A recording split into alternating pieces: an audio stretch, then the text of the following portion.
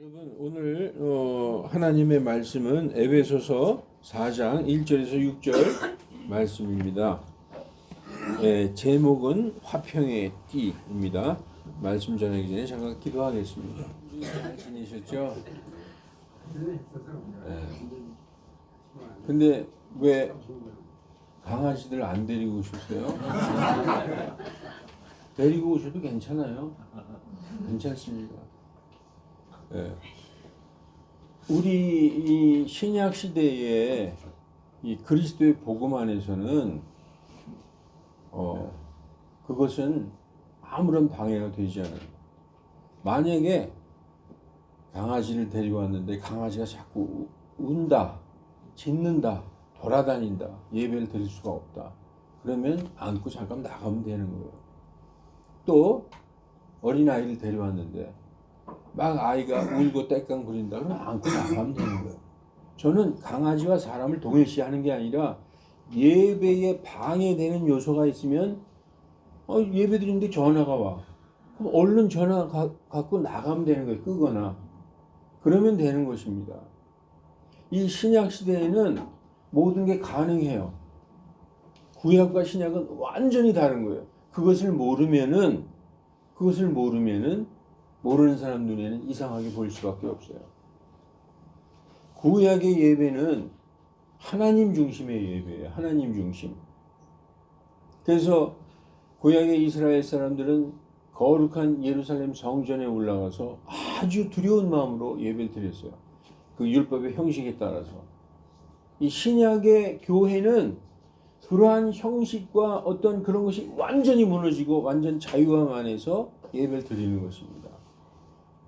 그렇다고 해서 거룩함이 없느냐? 그렇지 않아요. 여러분 구약에 거룩이란 단어가 어디에 쓰여졌느냐? 이스라엘의 거룩한 이가 말하노라 할 때 여호와 하나님을 거룩한 분. 또 거룩한 곳, 거기 뭐야? 홀리 플레이스, 성소를 얘기하고 지극히 거룩한 곳, 지성소를 얘기하는 Holy of Holies, The Most Holy Place 할 때 지성소. 또 하나님의 사람들. 이 성경은, 이 구약 성경은 하나님의 거룩한 사람들이 성령으로 감동되어 기록되었느니라 할 때 사람에게 썼어요.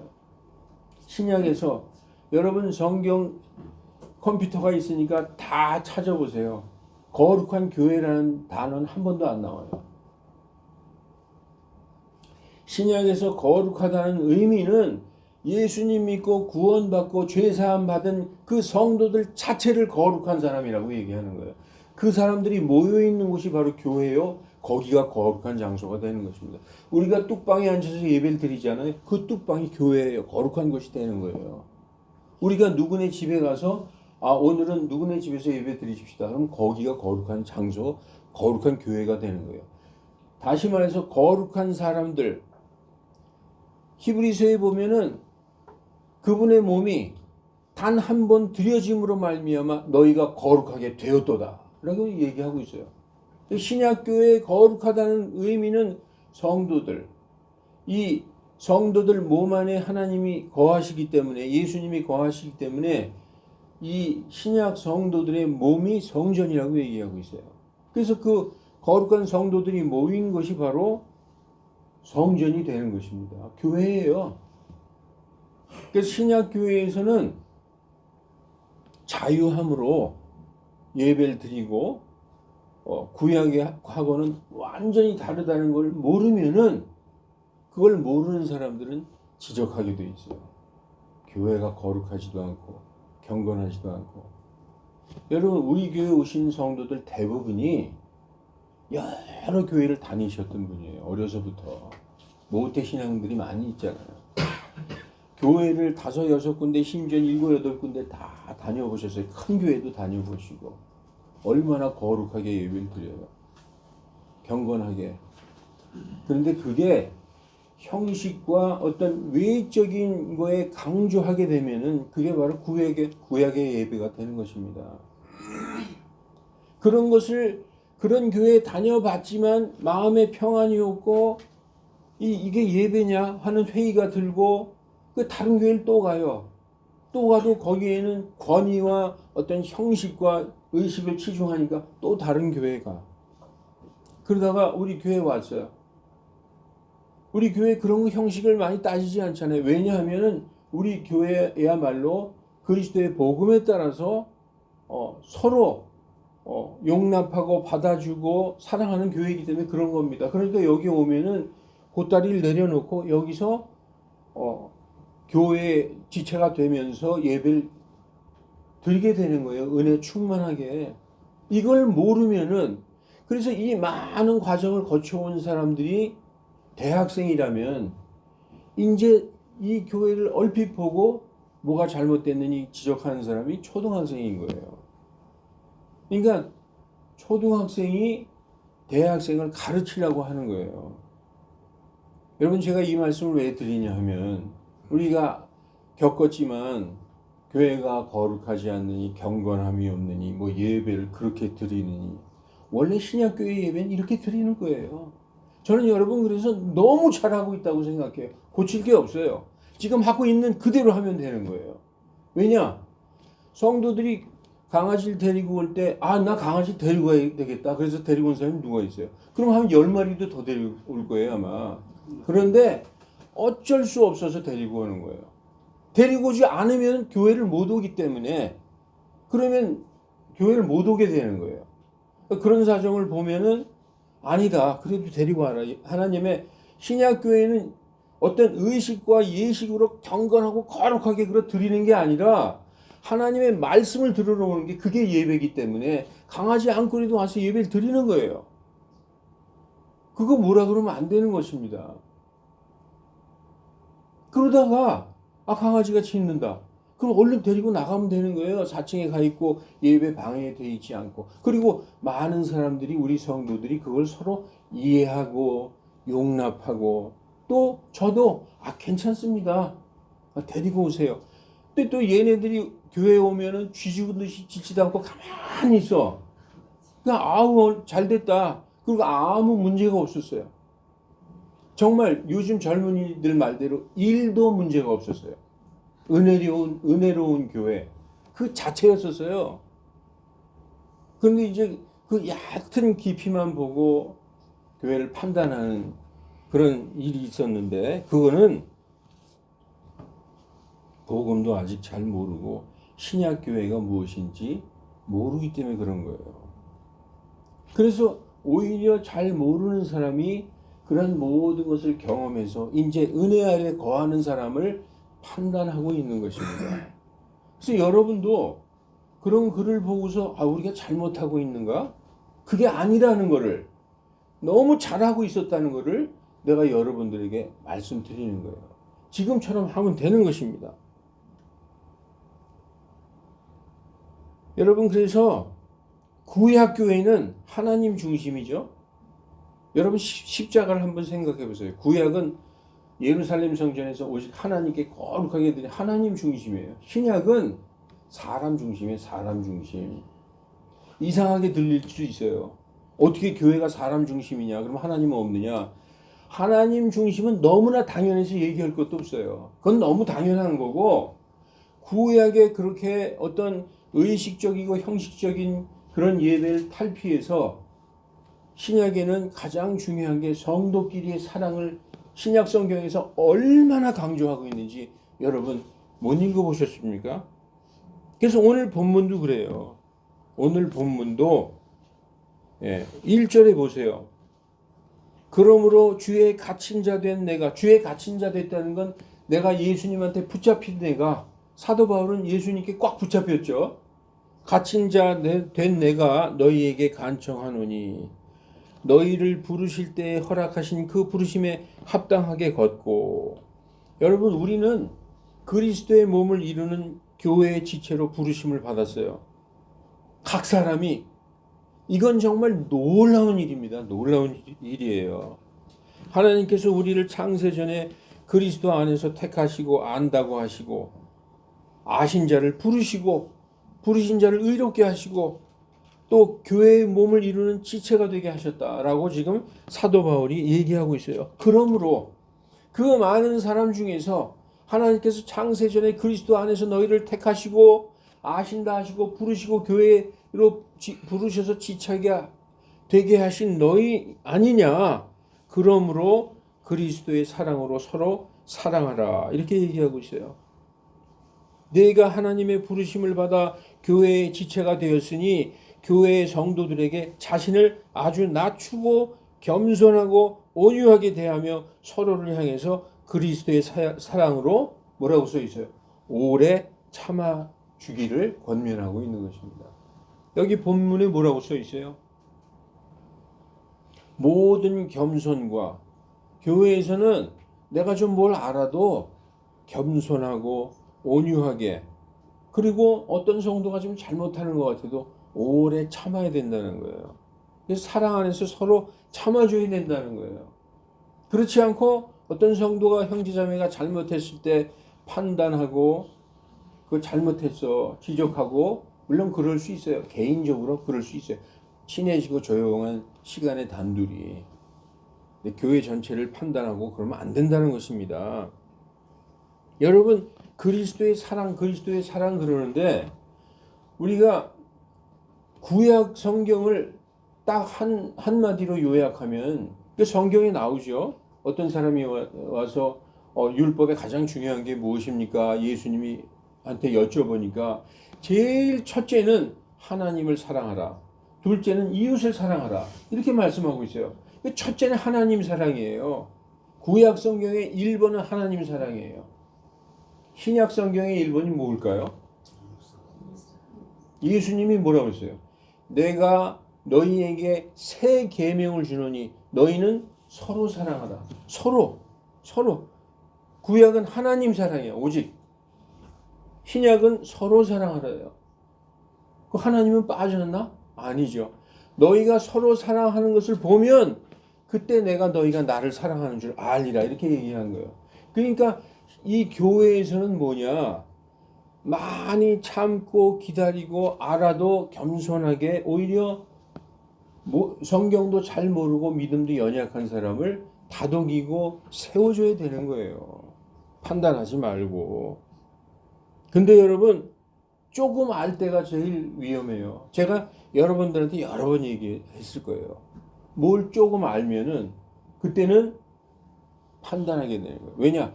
지식이라는 건 우쭐하게 하거든. 성경에 나와 있어요. 지식은 우쭐하게 하나 사랑은 세워주느니라. 이렇게 말씀하고 있어요. 왜냐면 내가 알거든. 성경을 아는데 저 사람들은 모르는 것 같거든. 자꾸 판단하는 거예요. 판단이 뭐냐? 나는 알고 너는 모르기 때문에 내가 지적을 한다는 거예요.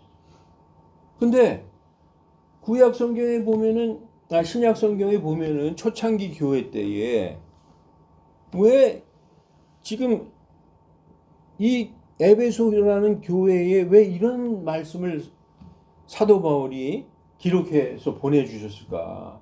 이렇게 겸손하고 온유하고 오래 참고 사랑으로 참아주지 않고 자꾸 지적하고 하는 교회에 문제가 있었기 때문에 이 글을 보내주는 거예요. 그래서 오래 참고 오히려 모자라는 성도를 이렇게 서로 감싸주고 세워줘서 화평에 매이는 띠로 하나가 되라. 왜냐하면 지적하면 분산되게 되어 있는 것입니다. 그래서 그리스도의 사랑으로, 이 그리스도의 사랑은 화평이잖아요. 화평왕 예수 그리스도. 이 화평으로 성령이 하나 되시게 하신 이 교회를 너희가 힘써 지켜라. 서로 참아주고 온유하게 대하고 이렇게 하라는 거예요. 그래서 여러분 4절에 보면 하나를 너무너무 강조하고 있어요. 한 소망, 너희를 부르심의 한 소망. 여기 보면은 너희가 1절에 교회로 부르심을 받았다. 그러므로 그리스도의 사랑으로 서로 사랑하라. 지적하지 말고 겸손하고 온유하게, 그리고 오래 참음으로 서로 사랑하라. 화평으로 성령이 하나 되시게 하신 이 교회를 너희가 지켜라. 그래서 화평의 띠로 매라. 그래서 이 부르심의 한 소망. 여러분 소망이 뭡니까? 왜 예수님 믿어요? 왜 교회 나옵니까? 천국에 가려고 그러잖아요. 이 모든 사람의 공통된 소망이에요. 공통 목표예요. 우리가 이렇게 교회 다니고 예수님 믿고 구원받은 그 가장 중요한 게 천국에 가려고 하는 거예요. 그 한 소망. 한 소망 얘기했죠. 한 몸, 예수 그리스도의 몸 된 교회, 한 성령, 한 주 예수 그리스도, 한 믿음, 한 침례, 여호와 하나님, 한 하나님. 이거 왜 하나를 그렇게 강조할까? 하나가 되라는 거예요. 자꾸 가르치려 하고 지적하면은 교회는 분열되는 것입니다. 예, 그래서 오늘 말씀의 핵심은 교회의 성도들이 완전히 하나가 되라는 말씀이에요. 우리가 고린도 전서 13장을 보면은 13장이 무슨 장이죠? 사랑장에 보면은 이런 말씀이 있어요. 똑같아요. 고린도 교회에도 그런 문제가 있었어요. 에베소 교회도 그렇고 신약 교회에는 거의 다 이런 문제가 있었어요. 그 고린도전서의 13장에 사랑은 맨 처음에 뭐가 나오죠? 사랑은 오래 참고 친절하며 그리고 시기하지 아니하고 그리고 우쭐하지 아니하고 그리고 사랑은 또 뭐라고 써 있어요? 사랑은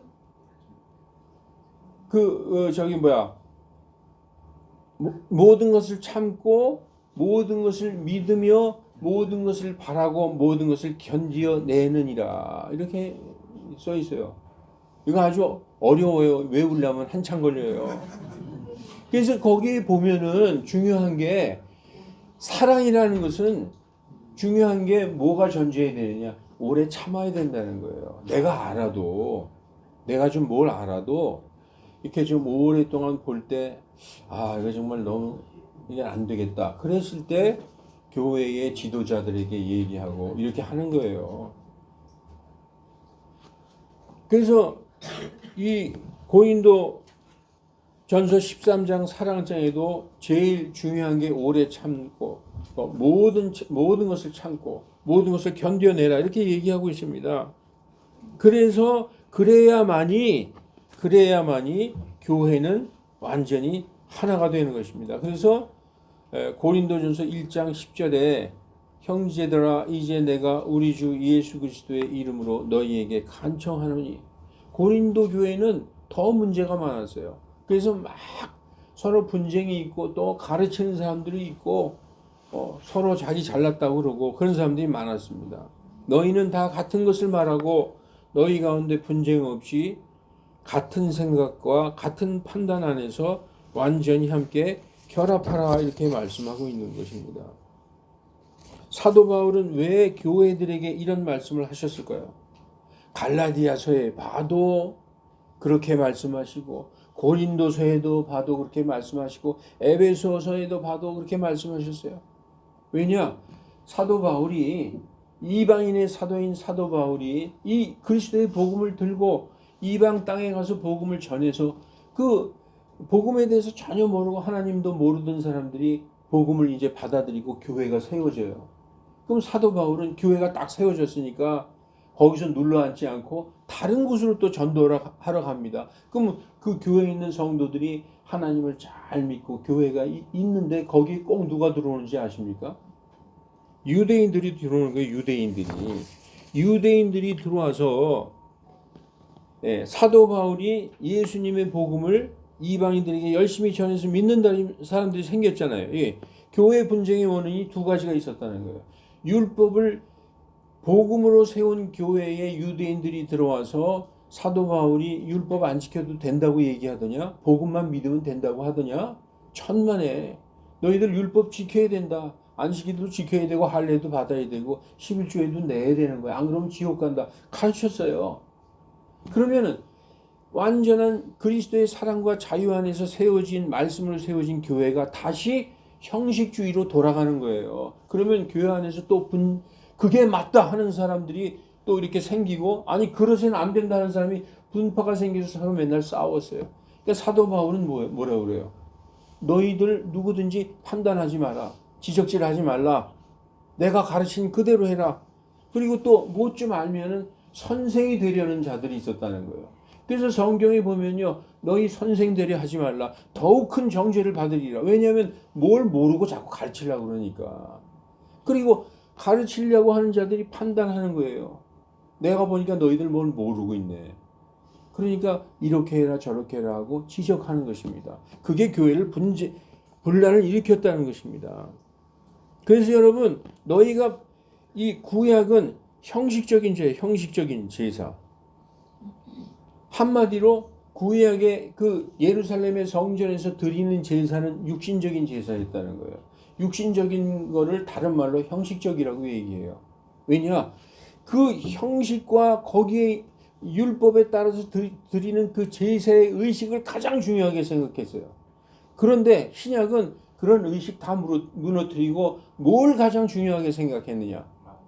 마음이라는 거예요. 그래서 구약은 육신적인 예배를 중요하게 생각했지만 신약은 형식과 의식이 없어도 가장 중요하게 생각한 게 뭐냐? 뭐예요? 마음이에요. 예수님이 사마리아로 가시다가 어떤 우물가에 들려서 목이 말라서 어떤 여자에게 나에게 마실 물을 좀 달라 청했어요. 그래서 이제 그 여자하고 대화를 하는데 그 여자가 뭐라고 질문합니까? 유대인인 사마리아는 북이스라엘이잖아요. 예수님은 유대뿐이고 그때 당시에 그 이스라엘은 남과 북으로 갈라져 있었으니까 남유다 북이스라엘. 남쪽의 도시는 예루살렘, 북쪽의 도시는 사마리아였잖아요. 그러니까 사마리아에 지나가시던 예수님이 사마리아 여자를 북이스라엘 여자를 만나서 대화를 하는데 그 예수님에게 질문해요. 선생님, 당신들 유다인들은 사람이 마땅히 예배드릴 곳이 예루살렘이라고 하던데 우리 여기 북이스라엘은 베델이라고 하거든요. 저 그리심산이라고 하는데 어디서 예배드리는 게 맞는 겁니까? 예수님이 뭐라고 그래요? 여기가 저기도 아니고 오직 그 영으로 예배드릴 때가 온다. 그래 하나님은 영이시니 예배드리는 자가 여기가 예배드리는 곳이고 저기가 예배드리는 곳 예루살렘에서 드려야 된다. 베델에서 드려야 된다. 이게 중요한 게 아니다. 마음으로 드리는 예배가 바로 영과 진리로 드리는 예배예요. 개역성경에 보면은 신령과 진정으로 드리는 예배라고 써 있죠. 그 신령이라고 하는 것은 잘못된 거예요. 사람이 육신적과 형식적으로 드렸던 예배가 아니라 이제는 육신에 반대되는 말이 뭡니까? 영이잖아요. 영. 그러니까 너희가 영으로 예배 드려야 된다. 마음으로 예배 드려야 된다라고 얘기하고 있어요. 그래서 신약의 교회는 영과 진리로 드리는 예배입니다. 구약의 예배는요.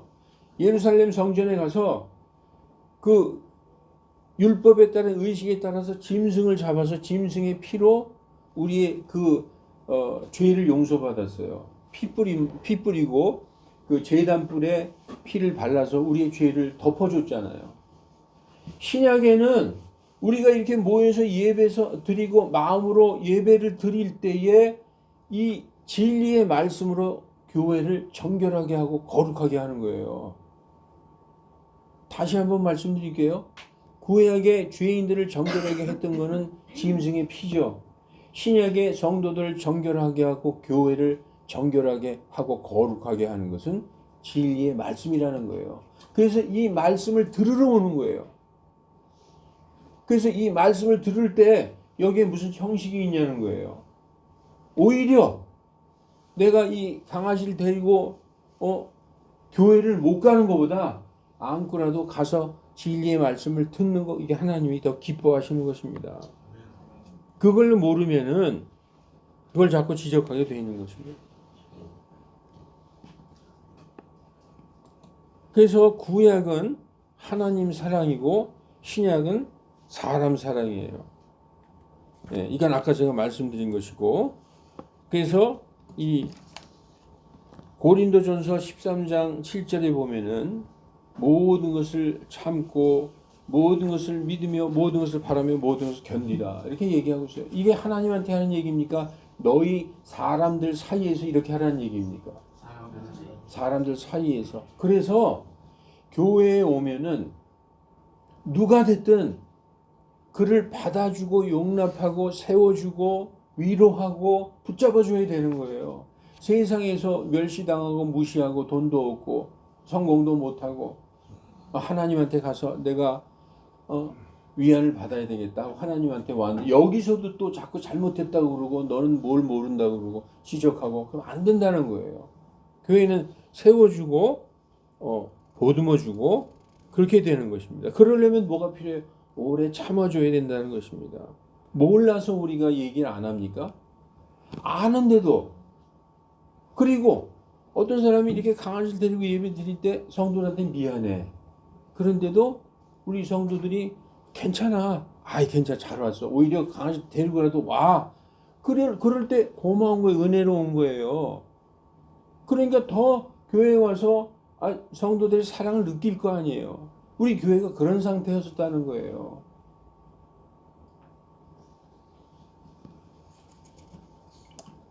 여러분 이해가 안 되면 제가 하나 더 말씀드릴게요. 신약교회에서 사도 바울이 예배 드릴 때 어느 집에서 예배 드렸어요. 한 3층 정도 되는 예배 드릴 때 어떤 사람은 식탁에 앉아 있고 어떤 사람은 저기 걸터 앉아 있고 두기고라고 하는 사람은 창에 걸터 앉아 있었어요. 어디 구약 예배로 하면 창문에 걸터 앉아서 예배를 봐요. 말도 안 되는 거죠. 자유스럽게 창문에 걸터 앉아 있다가 또 졸았어. 그다 3층에서 떨어져서 죽었어. 그 예배 분위기를 알 수 있지. 얼마나 자유스러웠나. 거기에는 오직 뭐만 있었어요? 말씀만 있었던 거예요. 사도 바울이 말씀을 전할 때 그 사람들이 밤늦게까지 그 말씀을 사모해서 꾸벅꾸벅 졸아가면서도 들었어요. 무슨 형식과 거룩하게 무슨 이게 없어요. 그때는 강아지도 집에 돌아다닐 것이고 고양이도 왔다 갔다 했을 거예요. 이런 거 따지지 않았다는 거예요. 구약의 예배하고는 완전히 다른 게 신약의 예배며 그런 것들을 다 용납하고 받아주고 서로 사랑과 은혜로 완전히 결합돼서 하나가 돼 있는 게 그게 신약의 교회였었어요. 근데 세상 교회만 알던 사람은 그런 교회를 오면은 이상하게 보이는 거죠. 딱 1cm도 보지 못하고 그 안에 있는 은혜를 보지 못하기 때문에 그렇게 말할 수 있는 것입니다. 그 사도 바울은 내려가서 떨어져 죽었는데 그 두기고에 올라가서 이렇게 살리잖아요. 신약교회의 예배의 모습이 그랬다는 거예요. 신약교회는 마음이 중요하고 구원자들의 모임이고 영과 진리로 예배드리는 곳이었고 거기에는 자유함이 있었느니라. 너희가 진리를 알면 그 진리가 너희를 여러분 일단 율법은 이렇게 하면 안 돼. 이렇게 하면 안 돼. 이건 정죄 받는 거야. 복음은 뭔지 아세요? 그렇게 해도 돼. 일단 돼. 하나님이 된다 그랬어. 돼. 아니 우리가 볼 때 저 사람 분명히 죄를 졌는데 예수님은 정죄 안 해. 기다려 주시는 거야. 기다려 주시는 거야. 나도 너를 정죄 아니하노니 가서 다신 죄를 짓지 말라. 기다려 주셨어요. 기다렸더니 어느 날 그 여자가 예수님 앞에 와서 눈물을 흘리면서 왜냐? 나를 용서하시고 나를 기다려 주시고 나를 정죄하지 않으신 자기도 자기를 정죄하는데 모든 세상 사람이 나를 정죄하는데 예수님이 정죄 안 하신다는 거예요. 하나님이. 신약은 기다려주는 거예요. 오래 참는 거예요. 왔더니 이 여자가 눈물 흘리면서 예수님의 발에 입을 맞추면서 그 눈물로 예수님의 발을 닦고 머리로 그 발을 닦을 때 그 마음이 회개하는 마음보다 뭐가 더 많았어요? 감사하는 마음이 더 많은 거예요. 그냥 은혜 충만해서 감사하는 마음으로 그렇게 했던 것이고 그때 뭐라 그래요? 여인아 내 믿음이 너를 구원하였노니라 이렇게 말씀하고 있어요. 그러면 우리가 잘못하다가 하는 사람도 믿음이 없는 사람도 지금은 뭔가 모르는 사람 같은 사람도 기다려주고 오래 참아주고 손을 잡고 이끌어주면은 언젠가는 내 믿음이 너를 구원하였느니라. 하나님한테 그런 소리를 듣는다고요. 그래서 마태복음 18장에 보면 이 어린 소자 하나를 실족하게 하면 연자맷돌 목에 달고 바다에 빠져 죽으라 그러는 거예요. 그건 뭐냐? 이 소자는 그때 이러한 어린아이 하나를 맞아들이면 나를 맞아들이는 것이니라 얘기했죠. 그 어린아이는 그런 진짜 어린아이가 될 수도 있지만 거기에서 어린아이는 믿음이 어리고 뭘 잘 모르는데 그냥 예수님을 믿고 그냥 교회에 온 사람을 얘기하는 거예요.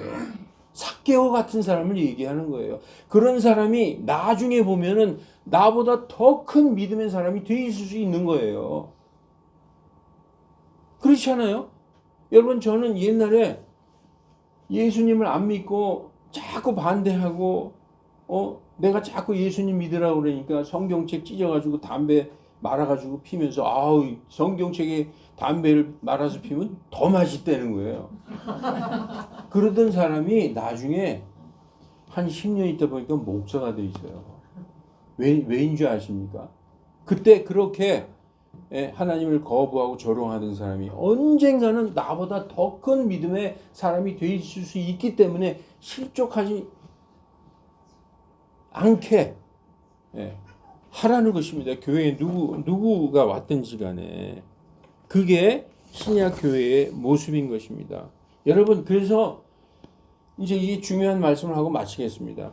이 오늘 에베소서를 우리가 읽었는데 이 에베소서는 대단한 교회예요. 다른 교회하고 또 틀려요. 이 에베소서 교회는 사도 바울이 2차 전도 여행 때 에베소의 터키 지방이죠. 복음의 씨를 뿌렸어요. 그리고 3차 전도 여행 때에 완전히 에베소에 교회가 세워졌어요. 여러분, 두란노 서원이라고 알죠? 두란노 서원에서 사도 바울이 3년 동안 머물면서 거기서 사람들을 가르쳤어요. 브리스길라와 아길라가 동역했고 그 유명한 성경학자 아볼로가 거기에서 동역을 했고 또 사도 바울이 돌아가신 뒤에 사도 바울의 영적인 아들인 디모데가 그 에베소 교회의 1차 목사, 초대 목사를 했어요. 초대 감독을 했습니다. 그리고 디모데가 순교한 후에 누가 그 에베소 교회 목사 감독을 했느냐? 사도 요한이 돌아가실 때까지 그 에베소 교회에서 가르쳤어요. 그 얼마나 쟁쟁한 하나님의 사람들이 그 교회를 가르쳤습니까? 근데 요한계시록에 보면은 아시아의 7교회가 나오잖아요. 그 아시아의 7교회는 교회의 성격을 7개로 규정해 놓은 거예요. 대표적으로. 그런데 이 에베소 교회, 그렇게 쟁쟁한 하나님의 사람들이 가르치고 목회한 이 교회가 오랜 시간이 지나니까 어떻게 되었느냐.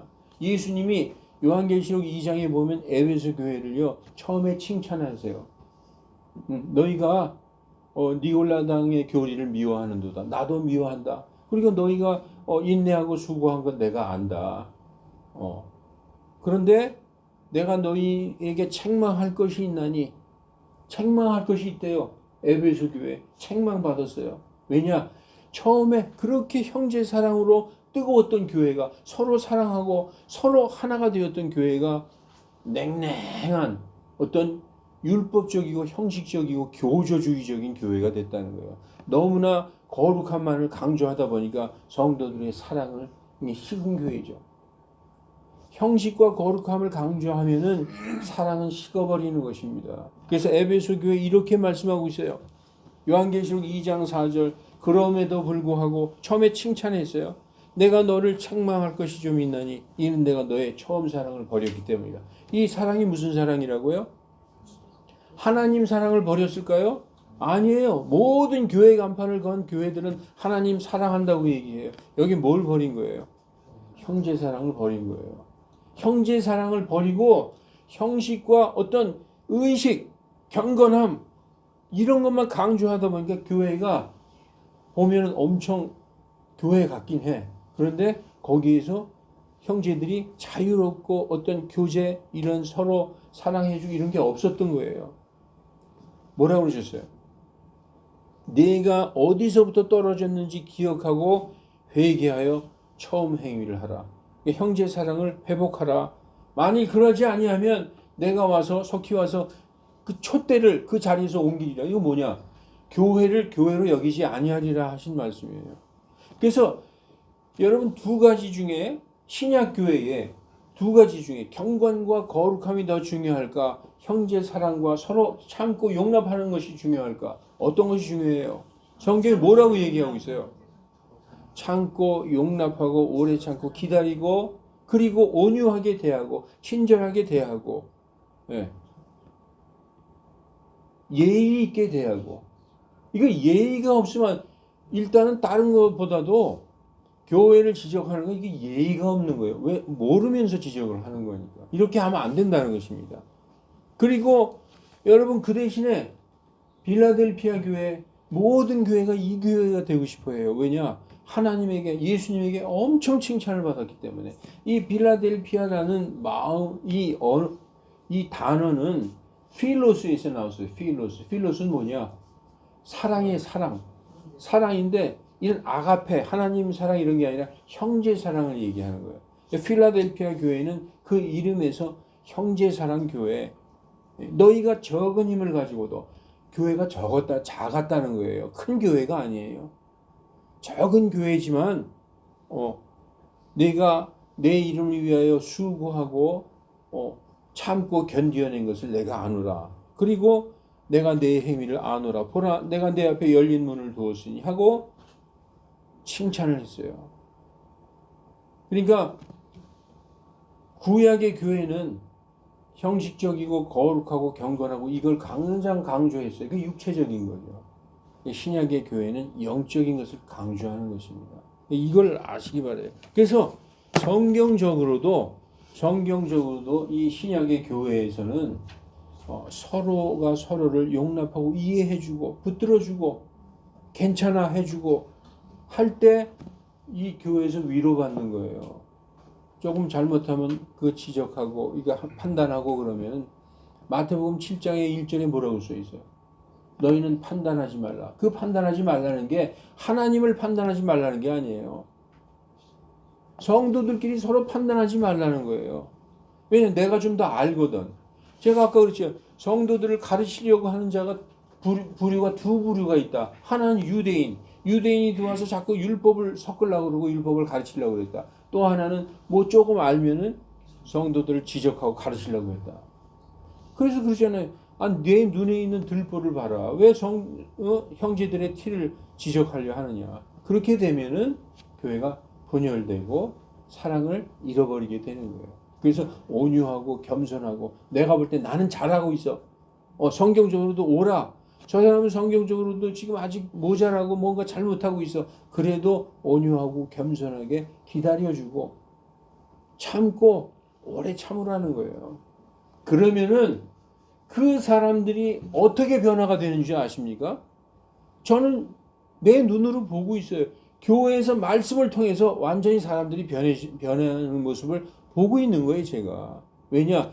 사람의 가르침이 아무리 위대해도 사람을 바꿀 수가 없어요. 그러나 하나님의 말씀은 사람을 바꾸게 되어 있는 거예요. 이 진리의 말씀을 듣다 보면 사람들이 바뀌는 것입니다. 그러니까 여러분, 제가 이제 참 이런 말씀을 준비하면서도 이렇게 얘기해야 되나 말아야 되나. 왜냐면 여러분들 다 알고 있잖아요. 교회라는 것이 어떤 것인가.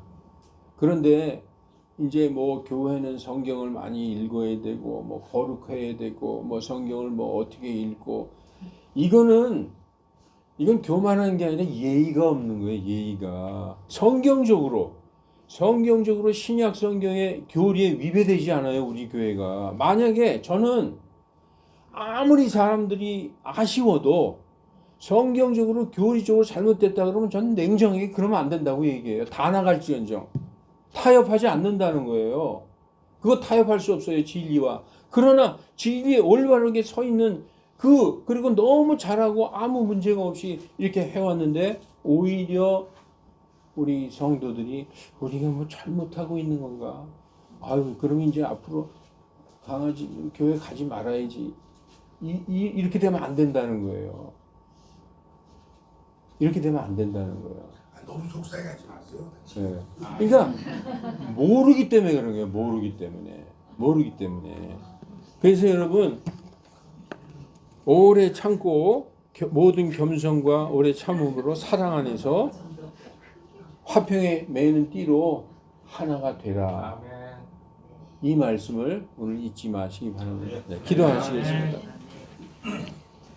거룩하신 하나님, 많은 사람들이 그리스도의 복음을 안다고 하면서 아직도 구약의 어떤 형식과 육신적인 것에 매여 있는 그런 성도들도 많이 있습니다. 그런 눈으로 볼 때 이 신약 교회의 자유함과 이러한 모든 것들이 잘못된 것으로 볼 수도 있습니다. 하나님, 그러나 우리가 너무나도 확신하기는 이 그리스도 예수님 안에 있는 이 복음에는 성도를 사랑하고 사랑 안에서 자유함과 그 서로 세워주고 기다려주라는 그런 말씀으로 교회가 하나가 되게 하는 그런 말씀을 우리가 잘 깨달아 알고 있습니다. 하나님, 그런 교회가 되게 하여 주시고 무엇보다도 형제 사랑으로 서로 완전히 하나가 되는 그런 교회가 되게 하여 주시옵소서. 감사드리며 거룩하신 주 예수 그리스도의 이름으로 기도하옵나이다. 아멘.